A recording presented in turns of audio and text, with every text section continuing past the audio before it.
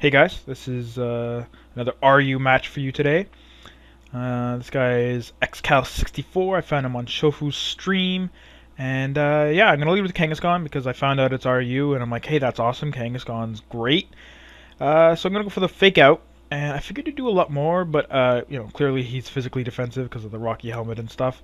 So I'm gonna hit with an earthquake. That's not gonna get me the recoil because it doesn't make the contact. While he goes for the stealth rocks. Now here I wanted to go for the double edge just in case he'd switch out to his Moltres or his Haunter, but I figured I don't want to overpredict because if I do, then I'm gonna have to take all three recoils: Rocky Helmet, double edge recoil, and the Life Orb recoil.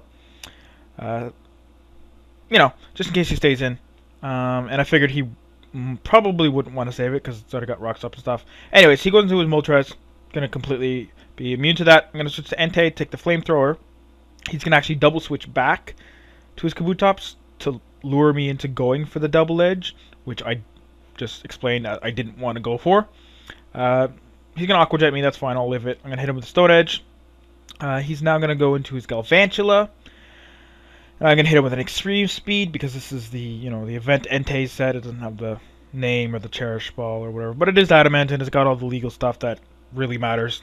So whatever, he's going to hit with the Thunder, and I am going to die.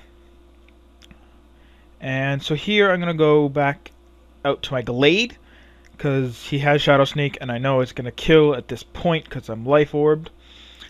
And that's exactly what happens. So now he's going to switch out to his Moltres, and I figure he's going to want to Air Slash me, and I know I do have good base special defense. Wow, I keep saying good space.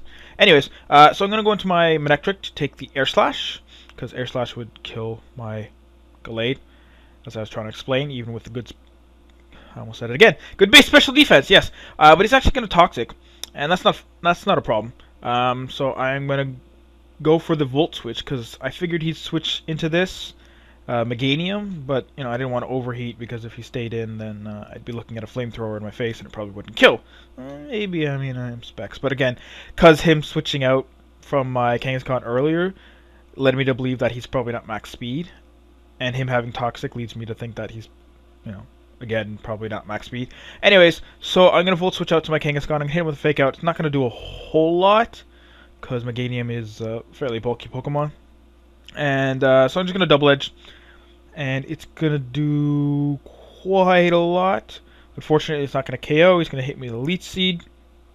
And I'm thinking, oh, can I live this? And I look at my HP, I'm like, oh, I have less than 10%. No way I'm going to live this. So I don't. And, he's going to give back some of his HP, and my Kangaskhan dies. So at this point, I'm thinking Gallade's probably a really good bet. If he wants to switch out, then it's a reasonable bet. He might want to save it, but I'm just gonna go for the Psycho Cut because I know I'm faster. In case he goes into his Moltres, I didn't want to be using close combat, which he's gonna go into now. And so I figure even if he has the Air Slash, like whatever, but he uses Flamethrower, and I'm like, okay, I guess he doesn't have Air Slash, right? So yeah, I hit him with Psycho Cut. I know he's gonna want to Roost here because that Psycho Cut did not do a lot, and he figures I'm just gonna kill myself with a Life Orb in a turn or two. So he Roosts, but I'm gonna predict that and go for the Close Combat, which is gonna do a nice fat chunk of Moltres' health. And I'm gonna live my Life Orb. At this point, I figure he's gonna just go straight for the kill. He's not going to want to play with Roost again because I did over half the close combat. So I'm going to Shadow Sneak here, kill myself with Life Orb, and he's actually going to go for the Sky Drop instead of the Air Slash. So this is, a Toxic Staller, just like Zapdos could be, and I imagine Articuno would get Sky Drop too.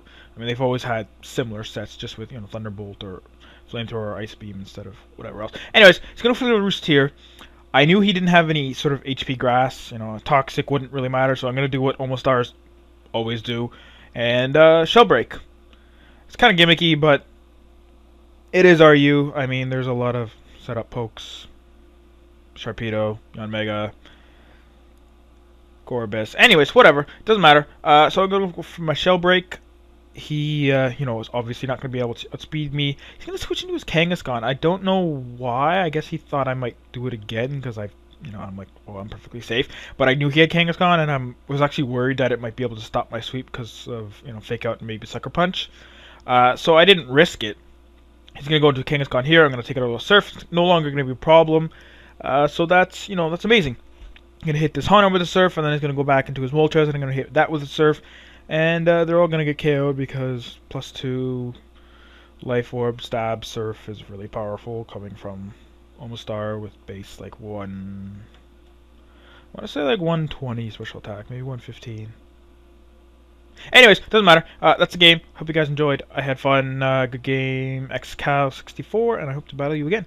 See you guys.